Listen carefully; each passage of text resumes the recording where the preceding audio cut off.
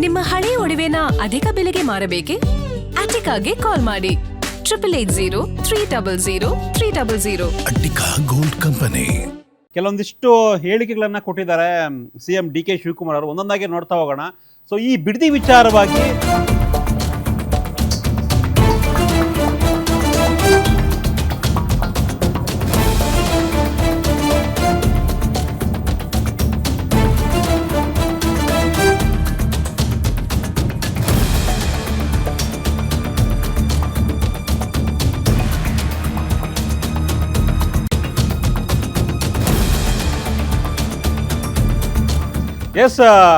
ಇದೇನು ಬಿಡದಿ ಯೋಜನೆ ಇದೆ, ಇದು ನನ್ನ ಕನಸಿನ ಕೂಸಲ್ಲ.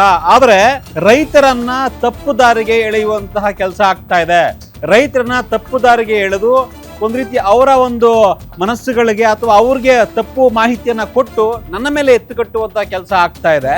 ಈ ಯೋಜನೆ ನನ್ನ ಕನಸಿನ ಪ್ರಾಜೆಕ್ಟ್ ಅಲ್ಲ, ಅದು ನಾನು ಹೇಳೇ ಇಲ್ಲ ಯಾವತ್ತೂ ಕೂಡ ನನ್ನ ಕನಸಿನ ಪ್ರಾಜೆಕ್ಟ್ ಇದು ಅಂತ. ಬಟ್ ರೈತರನ್ನ ಎತ್ಕಡ್ತಾ ಇದೆಯಲ್ಲ, ಅದು ತುಂಬಾ ನೋವಿನ ವಿಚಾರ.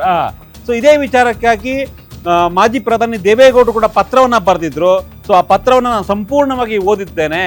ಜೊತೆಗೆ ದೇವೇಗೌಡರ ಸುಪುತ್ರ ಸುದ್ದಿಗೋಷ್ಠಿಯನ್ನು ಕೂಡ ಮಾಡಿದ್ರು, ಅದನ್ನು ಕೂಡ ನಾನು ನೋಡಿದ್ದೇನೆ. ನಾನು ಇದಕ್ಕೆ ಯಾವುದಕ್ಕೆ ರೀತಿಯ ಫೌಂಡೇಶನ್ ಅನ್ನ ಹಾಕಿಲ್ಲ ನಾನು ಅನ್ನೋದು ಸಿಎಂ ಡಿ ಕೆ ಶಿವಕುಮಾರ್ ಅವರ ಮಾತುಗಳು. ಅಂದ್ರೆ ನನ್ನ ಯೋಜನೆ ಅಲ್ಲ, ಇದು ನನ್ನ ಕನಸಿನ ಯೋಜನೆ ಅಲ್ಲ ಅನ್ನೋದನ್ನ ಪದೇ ಪದೇ ಸಿಎಂ ಡಿ ಕೆ ಶಿವಕುಮಾರ್ ತಮ್ಮ ಇಡೀ ಸುದ್ದಿಗೋಷ್ಠಿಯಲ್ಲಿ ಹೇಳ್ತಾ ಹೋದ್ರು. ಬಿಡದಿಯಲ್ಲಿ ನಡೆದಂತ ಘಟನೆ ನನ್ನ ಮನಸ್ಸಿಗೆ ಬಹಳ ನೋವಾಗಿದೆ. ರಾಜಕೀಯವಾಗಿ ಪ್ರೇರಿತವಾಗಿ ನಡೀತಾ ಇರುವಂತ ಒಂದು ಕುಮ್ಮಕ್ಕಿನಿಂದ ನಮ್ಮ ಅಧಿಕಾರಿಗಳಿಗೆ ಬೇಕಾದಷ್ಟು ತಂದೆ ಆದಂತ ಒಬ್ಬ ರೈತರನ್ನ ತಪ್ಪು ದಾರಿಗೆ ಹಿಡಿಯುವಂತ ಒಂದು ವ್ಯವಸ್ಥೆ, ದೊಡ್ಡ ಸಂಚು ನಡೀತಾ ಇದೆ.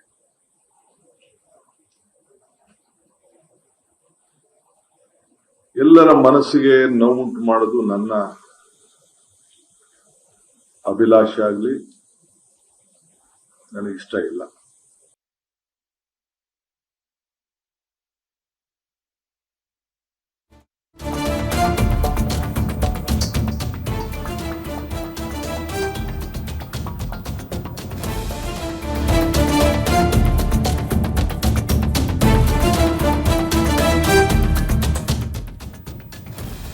ಕುಮಾರಸ್ವಾಮಿ ವಿರುದ್ಧ ಮತ್ತೆ ವಾಗ್ದಾಳಿಯನ್ನ ಮಾಡ್ತಾ ಒಂದು ರೀತಿ ಕಟುವಾಗಿ ಟೀಕೆಯನ್ನ ಮಾಡಿದ್ದಾರೆ ಸಿಎಂ ಡಿ ಕೆ ಶಿವಕುಮಾರ್. ಎಷ್ಟು ದಿನ ಅಂತ ಜನರಿಗೆ ಸುಳ್ಳು ಹೇಳ್ತೀರಾ ನೀವು?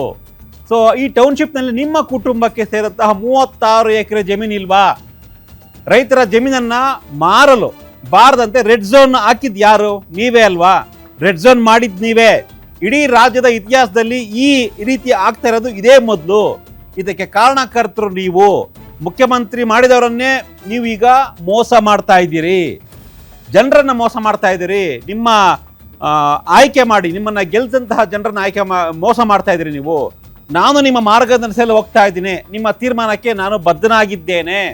ನಿಮ್ಮ ಆದೇಶ ಏನಿದು, ಈ ಒಂದು ಬಿಡದಿ ಟೌನ್ಶಿಪ್ ಅನ್ನ ಮುಂದುವರಿಸಬೇಕು ಅಂತ, ಈ ಒಂದು ಆದೇಶವನ್ನ ನಾನು ಮುಂದುವರಿಸ್ತಾ ಇದ್ದೀನಿ. ನೀವೇ ಮಾಡಿದಂತಹ ಆದೇಶ, ನಿಮ್ಮ ಆದೇಶವನ್ನ ಮುಂದುವರಿಸ್ತಾ ಇದ್ದೀನಿ.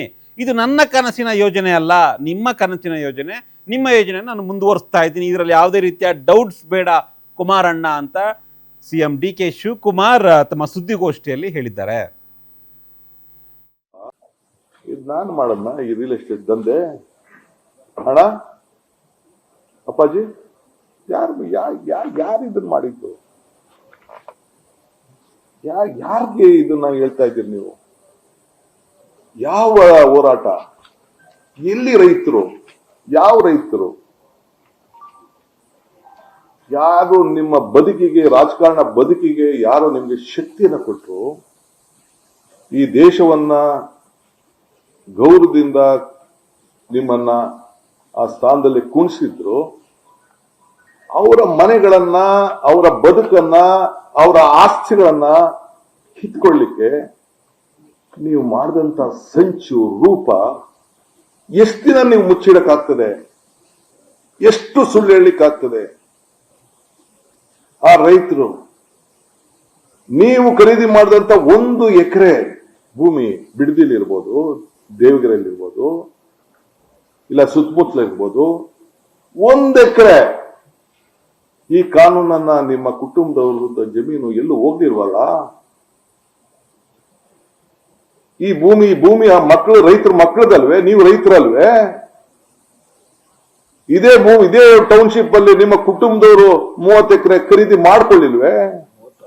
36 ಎಕರೆ ಏನ್ ಪತ್ರ ಬರೆದ್ರು ಅಕ್ಕ ಅವರು? ನಾನು ಬೇಡ, ಈಗ ನನ್ನ ಅಕ್ಕನ ತರದ್ ಬೇಡ. ಈಗ ಆ ರೈತರ ಜಮೀನು ನೀನ್ ಯಾರು ಮಾರಲೂಬಾರ್ದು. ನೀನ್ ಕಷ್ಟಕ್ಕೆ, ಅವನ ಪಾಪ ಕಷ್ಟಕ್ಕೆ ಮದುವೆ ಮಾಡೋರ್ಗೆ, ಮುಂಜಿ ಮಾಡೋರ್ಗೆ, ಅವ್ರಿಗೇನಾದ್ರು ಬದುಕನ್ನ ಕಟ್ಕೊಳ್ಲಿಕ್ಕೆ ಏನು ಮಾಡಬಾರ್ದು ಅಂತೇಳಿ ರೆಡ್ ಝೋನ್ ಹಾಕಿ ಈ ತೀರ್ಮಾನ ಮಾಡಿದ್ದು ಇಡೀ ರಾಜ್ಯದ ಇತಿಹಾಸದಲ್ಲಿ ಇದೇ ಮೊದಲನೇದು. ಯಾರನ್ನ ಮುಖ್ಯಮಂತ್ರಿ ಮಾಡಿದ್ರು, ಯಾರನ್ನ ಪ್ರಧಾನಮಂತ್ರಿ ಮಾಡಿದ್ರು, ಯಾರನ್ನ ಸಬ್ಸಿಡಿ ಮಾಡಿದ್ರು, ಅವರ ಭೂಮಿಗೆ ನೀವು ಮಾಡಿದಂತ ಮುನ್ನುಡಿನ ನಾನು ನಿಮ್ಮ ಮಾರ್ಗದರ್ಶನದಲ್ಲಿ ನಾನು ಕೆಲಸ ಮಾಡ್ತಾ ಇದ್ದೀನಿ.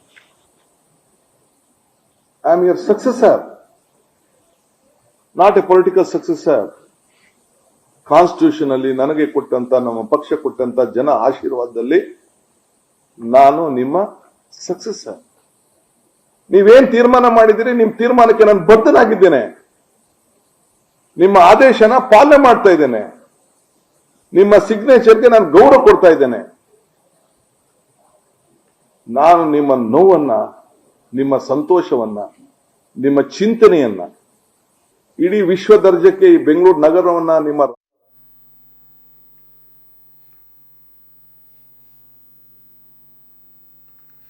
ಮಾರುತಿ, ಥ್ಯಾಂಕ್ ಯು ನಿಮ್ಮ ಮಾಹಿತಿಗಾಗಿ. ಎಸ್, ಡಿ ಕೆ ಶಿವಕುಮಾರ್ ಅವರು ಪದೇ ಪದೇ ತಮ್ಮ ಭಾಷಣದಲ್ಲಿ, ತಮ್ಮ ಸುದ್ದಿಗೋಷ್ಠಿಯಲ್ಲಿ ನಮ್ಮಣ್ಣ, ಕುಮಾರಣ್ಣ, ಅಪ್ಪಾಜಿ ಈ ರೀತಿಯಾಗಿ ಸಂಬೋಧನೆ ಮಾಡ್ತಾ ಇದ್ರು. ಒಂದು ರೀತಿ ವ್ಯಂಗ್ಯವಾಗಿಯೇ ಹೇಳ್ತಾ ಇದ್ರು ಕುಮಾರಸ್ವಾಮಿ ಅವರಿಗೆ ಮತ್ತೆ ದೇವೇಗೌಡರಿಗೆ. ಒಂದೊಂದು ಸ್ಪಷ್ಟ, ಒಂದು ರೀತಿ ಇಬ್ಬರೂ ಕೂಡ ತುಂಬ ಟೂ ಪರ್ಸನಲ್ ಆಗಿ ತೆಗೆದುಕೊಂಡಂತೆ ಕಾಣಿಸ್ತಾ ಇದೆ ಇವರ ಈ ಒಂದು ಆರೋಪ ಮತ್ತು ಪ್ರತ್ಯಾರೋಪಗಳನ್ನು ನೋಡ್ತಾ ಇದ್ದಾರೆ.